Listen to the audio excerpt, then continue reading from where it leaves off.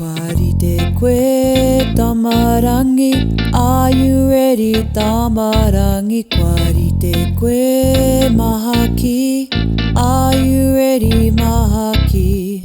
Ai, kwarite, maua, yes we're ready. Kua tai mai anō te Wakakura, has the school van arrived? Anō te waka ka tai mai, no the van hasn't yet arrived. Engari, kwarite, maua, but we're ready.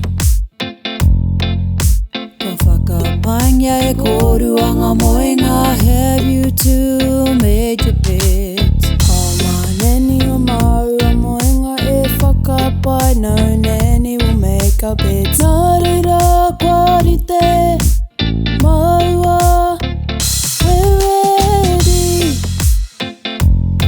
Kua whakarite ai e koruanga ko wakatina, have you two made your lunches? Ka nā papa maua tina I whakarite, no dad has made our lunch. Nā reira, kwarite, maua, we're ready. Eki, is that so? He tino wai mari e korua, you are both so lucky. Anei kua tai mai te waka, Ai kia pai tā korua